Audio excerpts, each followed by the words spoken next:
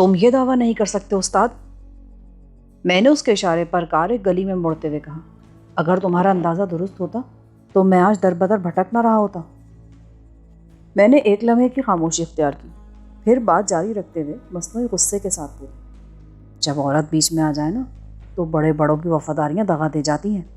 وہ سیتا کا ٹھکانہ معلوم کر چکا تھا، مگر اس نے مجھے ایک لفظ نہ بتایا۔ وہ میری آڑ میں اسے نقصان پہنچانا چاہتا تھا۔ اس روز میں نے ٹنڈن کا پیچھا کیا کیونکہ اس کی باتوں سے مجھے شبہ ہو چلا تھا۔ وہ سیتا کو مجھ سے ملوانے کے بہانے آسٹن میں اپنے کسی خفیہ ٹھکانے پر لے جانے کے ارادے سے وہاں پہنچا، اور میں نے رنگے ہاتھوں سے پکڑ لیا۔ میں اسے زندہ تمہارے پاس لانا چاہتا تھا، مگر سیتا کو جب اس کی غداری کا علم ہوا تو اس نے اشتعال میں ٹنڈن کو گولی مار دی۔ اس کا غصہ اسی پر سرد نہیں ہوا، بلکہ اس نے ٹنڈن کا سر بھی کچل دیا۔ وہ لڑکی 3.8 کا پستول چلا لیتی ہے؟ بھوپت کے لہجے میں طنز تھا۔ وہ 4 پجاریوں کو ہلاک اور 3 کو زخمی کر کے اناتھ آشرم سے بھاگی تھی استاد۔ نشے میں دھوت آدمیوں سے مار پیٹ دوسری بات ہے، مگر اتنے بھاری پستول سے صحیح نشانہ لینا بچوں کا کھیل نہیں ہے۔ میں بحث نہیں کرتا، کسی موقع پر تم خود ہی دیکھ لو گے۔ میں تو ٹنڈن کے قتل سے بوکھلا کر بھاگ نکلا، کیونکہ ایک طرف تمہارا تابو تھا اور دوسری طرف پولیس کا خوف۔ تو اب کیوں میرے ساتھ چلا جا رہا ہے؟ استاد کے لہجے میں چبھن تھی جو میرے دل میں اترتی چلی گئی۔ جا نہیں رہا، مجبوری لے جا رہی ہے۔ ویسے میں یہ بھی جانتا ہوں کہ تم مجھے پولیس کے حوالے نہیں کر سکو گے۔ کیوں؟ میں تمہارے لیے سونا بنانے والی مشین ہوں استاد۔ مجھے پولیس کے حوالے کر کے تم گھاٹے میں ہی رہو گے۔ مجھے سب معلوم ہے کہ باغوں کے ٹھیکے میں تم کتنا کماتے ہو، پھر تمہارے معیار کی عیاشی کے لیے تو قارون کا خزانہ بھی کم ہے۔ تیری بیوی کہاں ہے؟ وہ اچانک ہی پوچھ بیٹھا۔ اسی شہر میں۔ اجازت دو تو اسے بھی ساتھ لے چلوں؟ میں کچی گولیاں نہیں کھیلتا، پتہ بتا دے، میرے آدمی اسے تیرے پاس لے آئیں گے۔ ٹنڈن جیسے آدمی؟ وہ 10 بھی ہوئے نا تو اسے ہاتھ نہیں لگا سکیں گے۔ میں نے اپنی من گھڑت کہانی میں حقیقت کا رنگ بھرنے کے لیے زہریلے لہجے میں کہا، تم دونوں میاں بیوی ایک دوسرے کے بارے میں بڑھ چڑھ کر ڈینگے مارتے ہو۔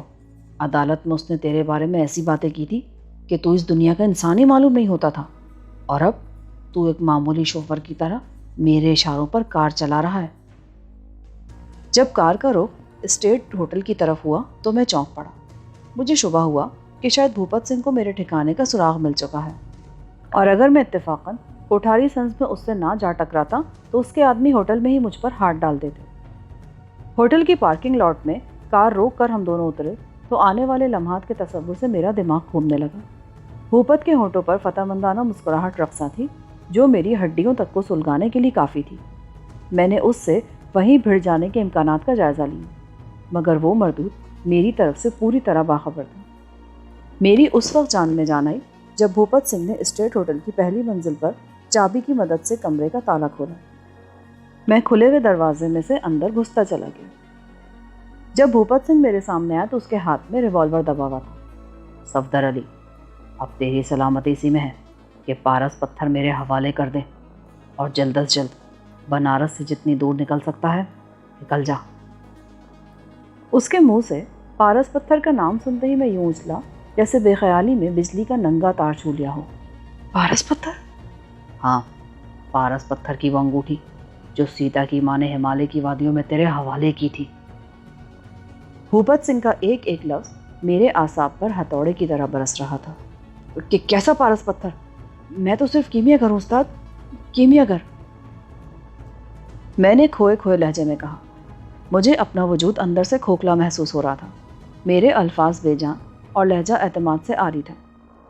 بھوپت سنگھ نے میرے وہم و گمان کے خلاف اچانک میری شہرک پر ہاتھ ڈال دیا تھا۔ میں تجھے مار بھی سکتا ہوں، مگر میں بلا وجہ خون خرابہ نہیں کرتا۔ میری رسائی وہاں تک ہے جہاں پرندے پر نہیں مار سکتے۔ عدالت کے ریکارڈ پر سیتا کا بیان ہے کہ اس کی ماں نے تجھے پارس پتھر کے نگ والی انگوٹھی دی تھی۔ حکومت نے اس خبر کو سختی کے ساتھ دبا دیا، اور اگر ٹنڈن مارا نہ جاتا تو شاید میری زخم خوردانہ مجھے سیتا کے کیس کی فائلوں تک نہ لے جاتی۔ اب اپنے ہاتھ سے وہ انگوٹھی اتار کر میز پر رکھ دے اور اس کمرے سے نکل جا، ورنہ میں انگلی سمیت وہ انگوٹھی تیرے جسم سے جدا کر لوں گا۔ شاید تجھے یہی کرنا پڑے گا بھوپت، یہ انگوٹھی اب تک میری زندگی کا نچوڑ ہے، تو اسے اتنی آسانی سے حاصل نہیں کر سکے گا۔ میں اپنی جگہ سے اٹھ گیا۔ خبردار، جو قدم بھی آگے بڑھایا۔ بھوپت نے پیچھے سرکتے ہوئے مجھے وارننگ دی، ورنہ تو کیا کر لے گا؟ گولی چلائے گا نا؟ اس کے شور سے کمرے کے باہر پورا ہوٹل جمع ہو جائے گا اور تیرے لیے جواب دہی مشکل ہو جائے گی۔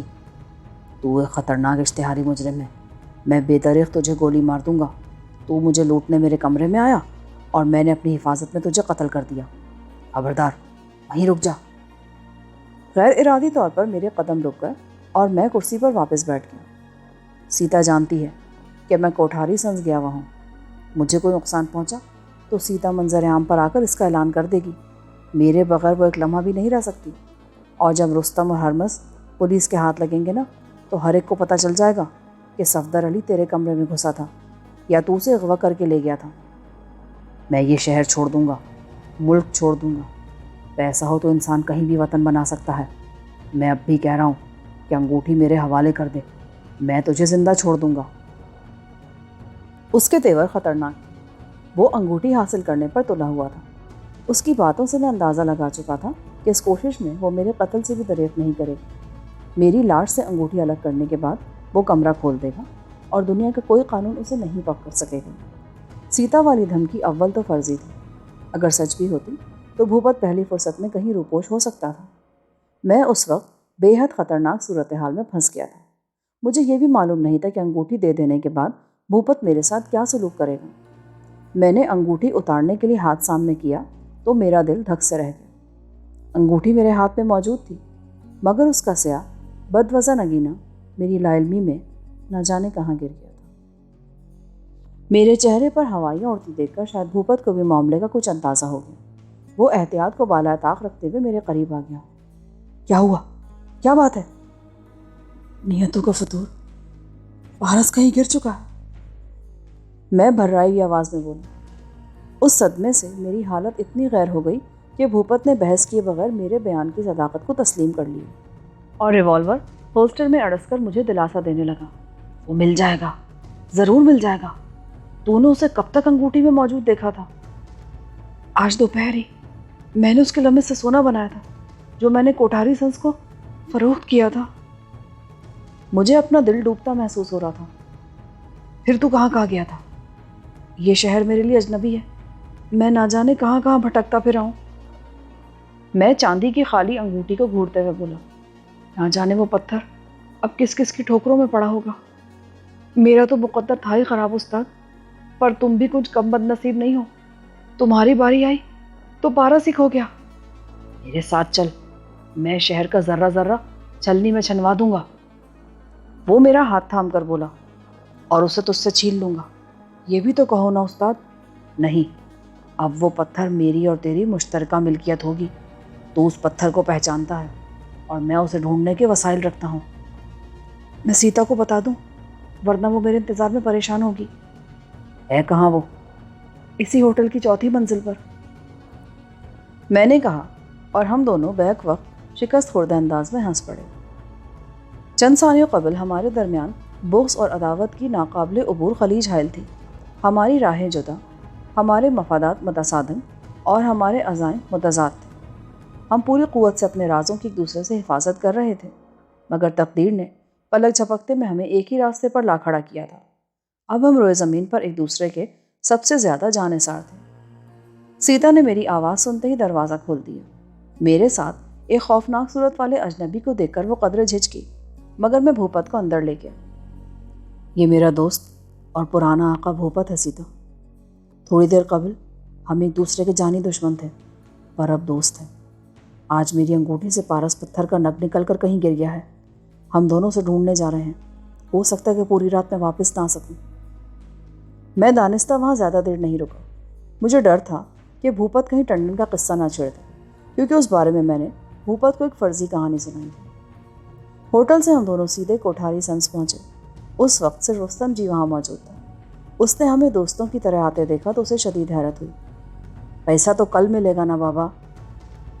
وہ ہماری آمد کو تقاضا سمجھتے ہوئے جلدی سے بولا، یہاں میرا ایک مقدس تعویذ گر گیا ہے، ہم اسی کی تلاش میں آئے ہیں۔ میں نے قالین پر نظریں دوڑاتے ہوئے کہا، دیکھ لو، ضرور دیکھ لو۔ ہم نے دفتر کا ہر وہ حصہ چھان مارا جہاں سے میں گزرا تھا، مگر پارس تو کجا، ہمیں اس کا سایہ بھی نہ مل سکا۔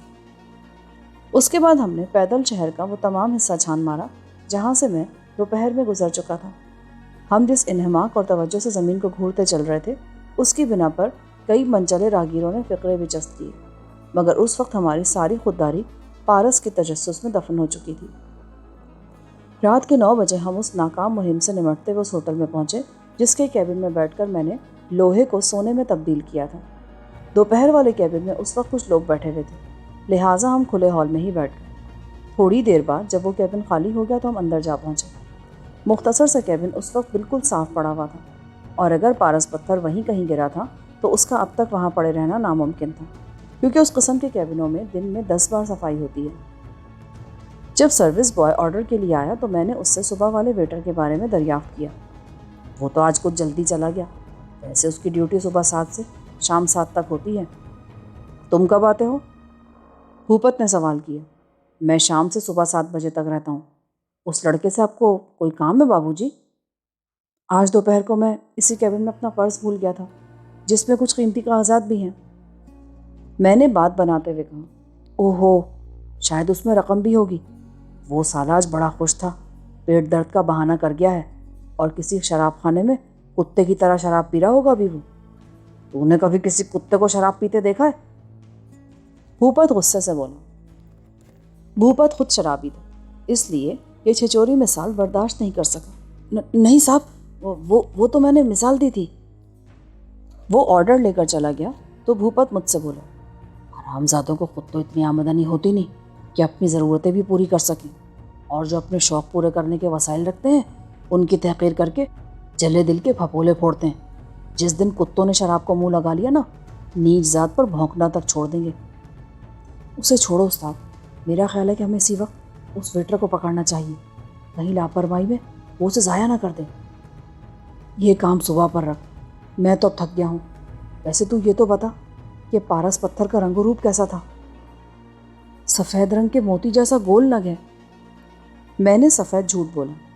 ہم مزید کچھ دیر اسی کیبن میں بیٹھے رہے۔ ویٹر آیا تو سرسری طور پر اس سے صبح والے کے بارے میں بات چھیڑ دی، اور میں نے نہایت خوبصورتی سے اس کا نام پتہ معلوم کر لیا۔ اس ویٹر کو احساس بھی نہیں ہو سکا ہوگا کہ اس سے میری ساری گفتگو کا مقصد یہی تھا۔ ہم وہاں سے چلے تو بھوپت خاموش اور فکر مند تھا۔ استاد، ایک بات میرے ذہن پر کچوکے لگا رہی ہے۔ میں نے اسے اپنی خلش کا شریک بنانا چاہا۔ کیا؟ وہ یوں چونکا جیسے کسی گہری سوچ میں گم رہا ہو۔ اگر بننے کو کیبن سے پارس پتھر ملا تھا تو وہ اس کی اصلیت کیا جانے؟ اس کے جلد لوٹ آنے کی کوئی وجہ مجھے اپنے حلق سے اترتی نظر نہیں آتی۔ میں نے اس بیرے کے بارے میں کہا جو دن میں مجھے سرو کر چکا تھا۔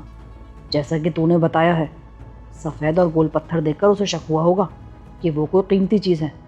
ہو سکتا اس نے وہ وزنی موتی بازار میں بیچنے کی کوشش کی ہو۔ وہ اچانک بے چین ہو گیا۔ پٹھے، گاڑی گھما لے، ہمیں اسی وقت ڈبی بازار چلنا ہے۔ دیر کرنے میں خطرہ ہے کہ پارس ہاتھوں سے اتنی دور نکل جائے گا کہ ہم اس کا سراغ نہیں پا سکیں گے۔ میں نے فوراً گاڑی گھما لی۔ پارس کے بارے میں میرے جھوٹ کی بنیاد پر بھوپت نے جو کچھ کہا تھا وہ درست تھا، مگر میں تو اچھی طرح جانتا تھا کہ پارس سیاہ رنگ کا ایک بھونڈا سا پتھر ہے۔ سیاہ رنگ کے سوا اس میں کوئی بات قابل توجہ نہیں تھی۔ وضع اور بھدی صاف کی بنا پر وہ سینکڑوں سرمئی پتھروں کے ٹکڑوں کی طرح بظاہر بے وقت نظر آتا تھا، مگر بھوپت کے اس فیصلے سے مجھے پورا اتفاق تھا کہ ہمیں فوراً ہی بننے کو پکڑنا چاہیے۔ سچ تو یہ ہے کہ بھوپت اگر واپس ہوٹل چلا بھی جاتا تو میں اس سے الگ ہوتے ہی تنہا بننے کا کھوج لگانے نکل دیتا۔ اس طرح میرا دوہرا فائدہ ہوتا۔ اول تو وقت کا ضیاع نہ ہوتا، دوم اگر مجھے پارس پتھر مل جاتا تو میں بھوپت کو صاف جل دے جاتا، اور وہ قیمتی بلکہ نایاب پتھر بلا شرکت غیر میری ہی ملکیت ہوتا۔ بھوپت کے لیے کانپور نیا شہر نہیں تھا۔ 15 منٹ بعد ہی گاڑی کے ایسے علاقے میں جا پہنچی جہاں اسے آگے بڑھانا ممکن نہیں رہا تھا۔ اب کدھر استاد؟ آگے پیدل چلنا ہوگا، ہم سے چوک ہو گئی، گاڑی دوری چھوڑنی چاہیے تھی، اس طرح ہم بلا وجہ نظروں میں آئیں گے۔ اس وقت رات کے 10 بج چکے تھے۔ وہ علاقہ سرکاری روشنی سے محروم تھا، لہٰذا گاڑی سے اترے بغیر ہمارے پہچانے جانے کا امکان نہیں تھا۔ میں نے گاڑی ریورس گیئر میں پیچھے ہٹائی اور ایک جگہ موقع دیکھ کر اسے واپس گھما دیا۔ اس بار میں تقریباً 2 فرلانگ دور ایک کشادہ سڑک کے کنارے رکا تھا۔ گاڑی لاک کر کے ہم پیدل اسی طرف چل دیے جدھر سے آئے تھے۔ ڈبی بازار اول تو نہایت ہی گمراہ کن نام تھا، کیونکہ وہاں بازار جیسی کوئی چیز نہیں تھی۔ تنگ اور متعفن جھوپڑیوں پر مشتمل اس گنجان آبادی کو بساتے ہوئے غالباً یہ یقین کر لیا گیا تھا کہ ڈبی بازار کا کوئی بھی باسی زندگی بھر گاڑی تو کیا سائیکل بھی نہیں خرید سکے گا، کیونکہ بل کھاتی ہوئی تنگ گلیوں میں گندے پانی کے کچے جوہر اس ترتیب کے ساتھ بنائے گئے تھے کہ آدمی 10 گز بھی سیدھا پیدل چلتا جائے تو کم از کم 2-3 جگہ بدبودار پانی سے بھرے ہوئے ننھے گڑھوں میں گرنا ضروری تھا۔ رہی صحیح جگہ جھوپڑیوں سے باہر کھلی فضا میں سونے کے شوقین لوگوں کی چارپائیوں نے گھیری ہوئی تھی۔ مجموعی طور پر وہ جگہ آبادی کے بجائے چوتھے درجے کی کسی واحد سرائے کا منظر پیش کر رہی تھی۔ اس اندھیرے میں ہمیں اتنی مرتبہ رخ بدلنا پڑا کہ راستہ میرے ذہن سے نکل گیا۔ آخر کار ہم وادی کے وسط میں ایک نسبتاً کشادہ حصے میں آن نکلے، جہاں حکیم ہری چند کے بڑے سے بورڈ پر ایک برقی قمقمہ آخری سانس لے رہا تھا۔ یہاں آ کر بھوپت کی مہارت جواب دے گئی اور اس نے کسی سے بننے خان کے مکان کا دریافت کرنے کا ارادہ کیا۔ وہ ایک طرف حقہ نوشی میں مصروف لوگوں کے اجتماع کا رخ کرنے کی نیت رکھتا تھا، پر میں نے اسے روک دیا اور اسے ساتھ لے کر حکیم ہری چند والے بورڈ سے داہنی طرف گھوم گیا۔ اس گلی میں جھونپڑیاں بھی کشادہ تھیں، شاید اسی وجہ سے گلی میں چارپائیوں کا میلہ نظر نہیں آ رہا تھا۔ گلی کے 7ویں مکان کے دروازے پر وزنی تالا جھول رہا تھا، جس کا مطلب تھا کہ بننے خان گھر پر موجود نہیں ہے۔ دروازہ ٹین کا ہے استاد، میں نے چٹائیوں کی آڑ میں ہو کر سرگوشی کی۔ یہاں تک آئے ہو تو تلاشی لے ہی لیں، شاید سالے نے وہ پتھر لاپرواہی سے یہیں کہیں ڈال رکھا ہو۔ آزمانے میں کوئی حرج نہیں۔ اسی وقت کوئی نرم سی چیز پوری قوت سے میرے پیر سے ٹکرائی اور پھر ایک بلی آوازیں نکالتی کسی طرف بھاگتی چلی گئی۔ میں اضطراری طور پر اچھل کر قریبی چارپائیوں سے جا ٹکرایا۔ کون ہے؟ فوراً ہی جھوپڑی سے ایک نسوانی آواز سنائی دی۔ بننے خان کا گھر یہی ہے کیا؟ بھوپت نے زور سے میرا شانہ دبا کر الٹا سوال داغ دیا اور اندر سے جو جواب آیا وہ نہایت بلیغ تھا۔ اس حرامی کا میرے گھر میں کیا کام؟ برابر والا دروازہ دیکھ بھائی۔ بھوپت نے بڑھ کر تالے کے بجائے ٹین کے دروازے میں لگے ہوئے کنڈے پر زور آزمائی کی اور 2-3 منٹ بعد ہی کنڈا تالے اور کیلوں سمیت اکھڑ کر اس کے ہاتھ میں آ گیا۔ ہم دونوں دروازہ کھول کر پھرتی سے اندر گھس گئے اور دروازہ دوبارہ بند کر دیا۔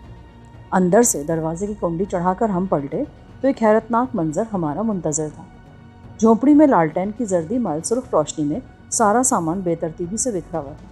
یوں معلوم دے رہا تھا جیسے کسی نے جلدی میں سامان کی تلاشی لی ہو، اور جھونپڑی کی عقبی دیوار بلکہ چٹائیوں کا نچلا حصہ ٹوٹا ہوا تھا، جس میں سے ایک آدمی بآسانی گزر سکتا تھا۔ ہم نے نظروں ہی نظروں میں خیالات کا تبادلہ کیا اور ایک لمحہ بھی وہاں رکے بغیر باہر نکل آئے اور تیزی سے واپس چل دیے۔ آبادی سے باہر تک آنے میں ہم بالکل خاموش رہے۔ سناٹے میں آتے ہی بھوپت زخم خوردہ سانپ کی طرف ہنکارا۔ شاید کوئی اور بھی پارس پتھر کی تلاش میں ہے، ہمیں گہری چوٹ ہوئی ہے۔ لالٹین کا روشن ہونا اس بات کا ثبوت ہے کہ ہوٹل سے چھٹی کر کے بننے خان سیدھا گھر آیا تھا۔ گھر کی تلاشی اس کے جانے کے بعد ہی لی گئی ہے۔ پچھلی چٹائیاں توڑ کر کوئی آدمی ہی اندر گھسنے کی جرات کر سکتا ہے جو اس علاقے سے پوری طرح واقف ہو۔ ہاں، وہاں تو اس طرح دیوار سے دیوار ملی ہوئی ہے کہ سانس کی آواز بھی 3 گھر دور تک جاتی ہوگی۔ یہ کسی دیکھے بھالے آدمی کا کام معلوم ہوتا ہے۔ بننے خان شراب پینے گولڈن بار جاتا رہتا ہے، اسے وہیں دیکھنا چاہیے۔ میں نے تجویز پیش کی اور وہ راضی ہو گیا۔ اس وقت مجھے بھوپت کی ایک بہت بڑی کمزوری کا علم ہوا۔ چوٹ کھانے کے بعد غصے میں اس کے حواس قابو سے باہر ہو جاتے تھے اور وہ سمجھنے یا فیصلہ کرنے کی قوت سے محروم ہو جاتا تھا۔ گولڈن بار کی مہم بھی ناکامی پر منتج ہوئی۔ وہاں بننے خان کی بارمین سے خاصی یاری تھی۔ اسی کی زبانی علم ہوا کہ بننے پچھلے کئی دنوں سے ادھر نہیں آیا ہے۔ بننے کی گمشدگی اور اس مکان کی تلاشی نے حالات کو ایک نیا موڑ دے دیا تھا۔ مجھے بھوپت کی اس بات پر یقین آنے لگا تھا کہ کوئی اور بھی پارس کا راز جان چکا ہے، اور بظاہر بننے خان اس معمے کی اہم کڑی نظر آ رہا تھا۔ میرا دل کہہ رہا تھا کہ اگر ہم کسی بھی طرح بننے تک پہنچنے میں کامیاب ہو جائیں تو پارس کا سراغ مل جائے۔ اس سلسلے میں رہ کر ایک خیال مجھے پریشان کرا تھا۔ بھٹگرا سے میں اپنی دانش میں بے نیل و مرام واپس ہوا تھا، مگر راستے میں اتفاقاً انکشاف ہوا کہ سندری کی دی ہوئی انگوٹھی میں نک کی جگہ وہ پارس پتھر جڑا ہوا ہے جس کی تلاش میں دشت و جبل کی خاک چھانتا پھر رہا تھا۔ شاید بننے اس معاملے میں خوش نصیب تھا اور اسے فوراً ہی کسی اتفاق کے تحت اس پتھر کی خاصیت کا علم ہو گیا، اور وہ میرا گمشدہ پارس پتھر لے کر کہیں روپوش ہو گیا۔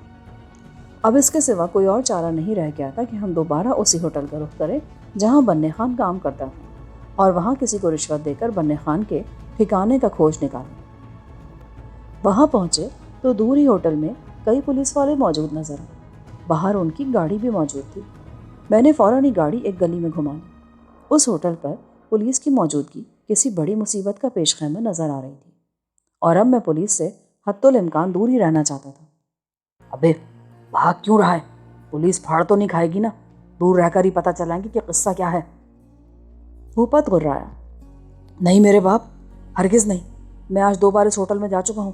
تیسری بار کسی نے پہچان لیا نا تو اگلے پچھلے سارے گناہ میرے گلے پڑ جائیں گے۔ میں تو بھیا ادھر کا رخ بھی نہیں کروں گا۔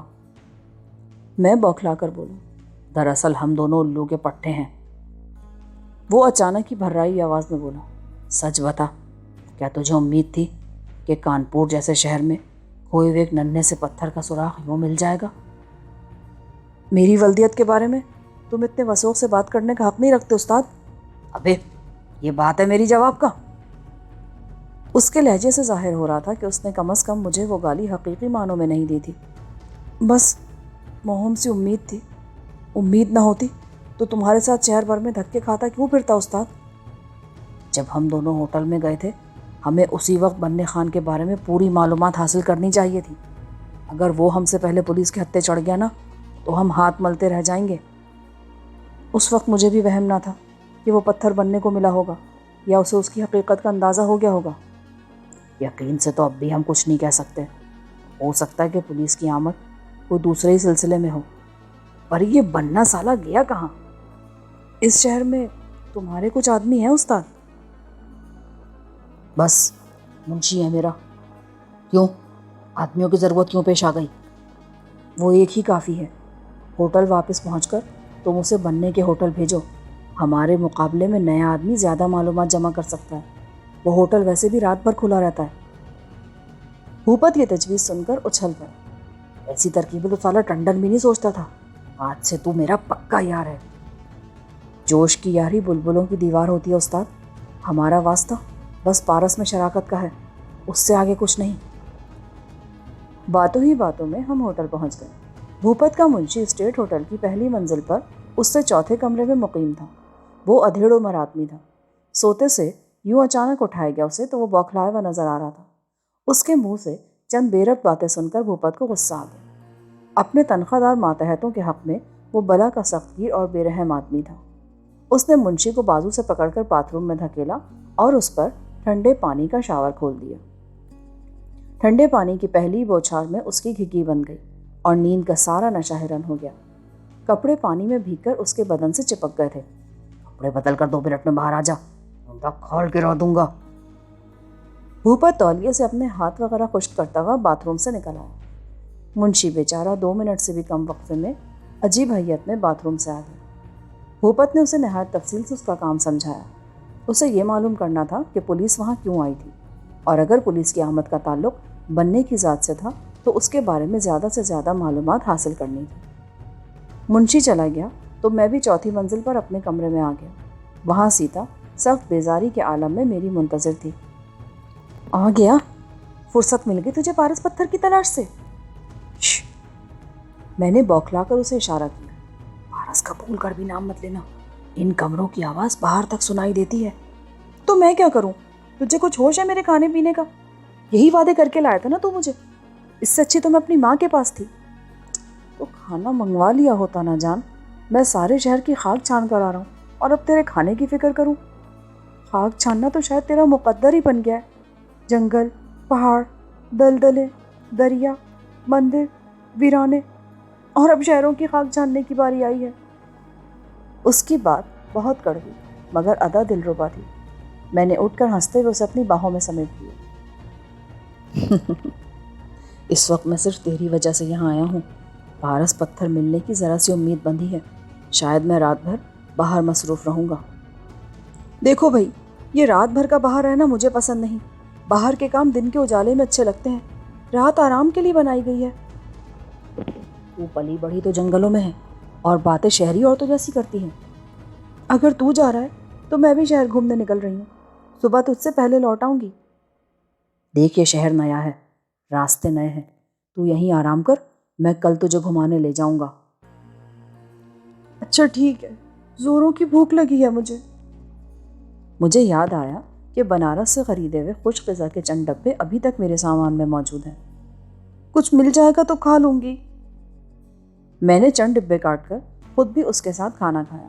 اس دوران وہ مجھ سے ایسی منموہنی باتیں کرتی رہی کہ میرا جی چاہا پارس پر لعنت بھیج کر وہ رات سیتا کی زلفوں کے سائے میں گزار دوں، مگر سیتا میری بیوی تھی، محبوبہ نہیں، جو ایک بار آ جائے تو جانے کا دھڑکا لگا رہتا ہے۔ کھانا کھا کر میں کمرے سے باہر نکل گئی۔ پہلی منزل پر بھوپت سنگھ کسی بھوکے شیر کی طرح بفرا ہوا اپنے کمرے میں ٹہل رہا تھا۔ مجھے دیکھتے ہی پھٹ پڑا۔ 40 منٹ ہو گئے اور وہ حرامزادہ ابھی تک واپس نہیں آیا۔ وہ ہوٹل یہاں سے کافی دور ہے استاد، ابھی تو وہ پہنچا بھی نہیں ہوگا۔ اتنی رات گئے سواری ملنا بھی تو مشکل ہے۔ سواری؟ ارے وہ منشی ہے میرا، کسی چوڑے چمار کا نہیں، وہ خود اپنی گاڑی رکھتا ہے، اب تک تو اسے آ جانا چاہیے تھا۔ وہ کام پورا کر کے ہی آئے گا، تم بلا وجہ پریشان ہو رہے ہو، تھوڑی دیر آرام کر لو، ہو سکتا ہے یہ رات بھاگ دوڑ میں ہی گزر جائے۔ منشی پورا خبط الحواس ہے، پتہ نہیں نیند کے خمار میں ہوٹل کا پتہ سمجھا بھی یا نہیں۔ تم بھی عجیب ہو استاد، لوگوں کو مروب اور دہشت زدہ کر کے لطف اٹھانا شاید تمہارا شوق ہے، اگر پتہ نہ ملا تو وہ لوٹ ہی آئے گا نا؟ ہرگز نہیں، اسے ہوٹل ڈھونڈنے میں 4 دن بھی لگ جائے نا تو اب وہ پوری معلومات جمع کیے بغیر نہیں لوٹے گا۔ جب تم یہ جانتے ہو تو بلا وجہ پریشان کیوں ہو رہے ہو؟ اکیلا پن مجھے کھانے کو دوڑتا ہے، میرے ساتھ جب تک 1 یا 2 آدمی نہ ہونا دل نہیں لگتا۔ اب تو آ گیا ہے تو مجھے کوئی پریشانی نہیں، شادی کر لو، یہ پریشانی بھی جاتی رہے گی۔ شادی تو ہر رات ہی کرتا ہوں، صبح طلاق ہو جاتی ہے، مگر جب سامنے کام آ جائے نا تو بھوپت حسینہ عالم کو بھی ٹھکرا دیتا ہے۔ کاش تم پہلے ملے ہوتے تو کیا ہوتا، میں تمہیں بتاتا کہ صفدر علی ہے کیا شے، مگر زندگی میں ایک موڑ ایسا بھی آتا ہے جب یہ سارے کھیل اپنی دلکشی کھو دیتے ہیں۔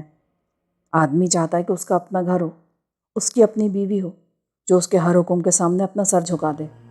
یہ احساس انسان کو اس کی عظمت کا احساس دلاتا ہے کہ وہ پورے طور پر کسی کے تحفظ اور کفالت کا ذمہ دار ہے۔ خوب فلسفہ بھی بگاڑ لیتا ہے تو۔ اسی وقت دروازے پر دستک ہوئی، اندر آنے والا بھوپت کا منشی تھا۔ کیا ہوا؟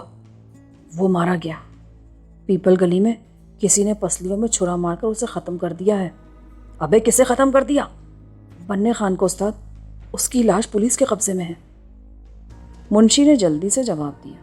یہ سنتے ہی میرے دل کی دھڑکنیں سست پڑ گئیں۔ اپنی کھوئی ہوئی پونجی ملنے کی جو ایک آس بندھی تھی، اس خبر نے وہ آس بھی توڑ دی تھی۔ منشی کی زبان سے جیسے ہی یہ انکشاف ہوا کہ پیپل والی گلی میں چھرے سے ہلاک ہونے والا بننے خان تھا، بھوپت نے منشی کے منہ پر زور سے تھپڑ مارا اور گریبان کو جھٹکا دے کر اسے کونے میں پھینک دیا، جیسے بننے خان کے قتل کا ذمہ دار منشی ہی ہو۔ اس وقت بھوپت کی حالت قابل دید تھی۔ غصے اور بے بسی کے عالم میں اس کی زبان سے ایسی نادر الوجود گالیاں امنڈ رہی تھیں جو عملی طور پر قطعی ناممکن تھیں۔ منشی بیچارہ صوفے میں سہما سکڑا خوفزدہ نظروں سے استاد بھوپت کو تکے جا رہا تھا۔ اس کے چہرے پر ناگواری کی ہلکی سی شکن تک نہیں تھی۔ بھوپت کے ملازمین شاید ایسے ہی سلوک کے عادی تھے، اسی وجہ سے بھوپت کی بےجا زیادتیاں برداشت کر لیتے تھے، ورنہ عام حالات میں بھوپت کو اپنے گرد 1-2 آدمی بھی جمع رکھنا محال ہو جاتا۔ وہ ابھی تک مجھے کوئی ایسا سراغ نہیں ملا تھا جس کی بنا پر یقین کے ساتھ کہا جا سکے کہ میری انگوٹھی سے گرنے والا پارس پتھر کا نگ بننے خان کو ہی ملا تھا، مگر واقعات کا رخ اسی طرف اشارہ کر رہا تھا۔ بننے کی ہوٹل سے غیر معمولی انداز میں جلد روانگی، اس کی جھونپڑی میں تلاشی کے آثار کا پایا جانا، پھر اس کی لاش کی دستیابی کی خبریں ایک ہی معاملے کی کڑی تھی۔ تلاشی اور بننے خان کے قتل سے کم از کم ایک بات اور واضح ہو رہی تھی، اگر پارس بننے خان کو ہی ملا تھا تو اس کے علاوہ کوئی اور بھی اس راز سے واقف تھا، اور بننے خان محض پارس پتھر کی ہی وجہ سے مارا گیا تھا۔ تو کیسے مارا گیا؟ کس نے مارا اسے؟ اچانک کمرے میں بھوپت سنگھ کی دبی دبی مگر غضبناک ہراہٹ گونجی۔ وہ منشی کے مقابل کھڑا اسے پھاڑ کھانے والی نظروں سے گھور رہا تھا۔ پتہ نہیں استاد۔ دور بیٹھ کر بات کرو استاد، اسے کیوں بدحواس کیے دے رہے ہو؟ بننے کے قتل میں بھلا اس بیچارے کا کیا قصور ہے؟ بھوپت نے مڑ کر مجھے گھورا، پھر مسہری پر آ بیٹھا اور آنکھ سے مجھے اشارہ کیا، جس کا مطلب یہ تھا کہ اب منشی سے مجھے بات کرنی ہے۔ بننے خان کی موت کی اطلاع کیسے ملی منشی؟ میں نے منشی سے دریافت کیا۔ پولیس والوں کو اس کی خون میں نہائی ہوئی لاش پیپل گلی کے ایک ویران گوشے میں پڑی ملی تھی۔ لاش کی تلاشی بھی لی گئی تھی، شاید قاتل اس کے پاس کسی چیز کی تلاش میں تھا۔ پولیس نے ایک بل کے ذریعے ہوٹل کے نام کا سراغ لگایا، وہ بل بننے خان کی ایک جیب سے نکلا تھا۔ پھر پولیس اس کے مکان پر گئی، اس کا سارا سامان بے ترتیبی سے بکھرا پڑا تھا، کسی نے جلدی میں وہاں کی تلاشی بھی لی تھی۔ اس کے بعد پولیس نے ہوٹل پر ڈیرا ڈال دیا، ملازمین کے بیانات لیے جا چکے ہیں، اور بس اتنا ہی پتہ چلا ہے کہ بننے خان پیٹ میں درد کی شکایت کی بنا پر ہوٹل سے جلدی چلا گیا تھا۔ ایک بیرے نے یہ بھی بتایا کہ بننے کے چلے جانے کے بعد 2 آدمی ہوٹل میں اس کے کھوج میں آئے تھے۔ ان میں سے ایک کا کہنا تھا کہ دوپہر میں وہ اپنا بٹوا اس کیبن میں بھول گیا تھا جہاں بننے خان کی ڈیوٹی تھی۔ وہ دونوں بننے خان کے گھر کا پتہ معلوم کر کے چلے گئے تھے۔ منشی مشینی انداز میں بغیر رکے کہتا چلا گیا۔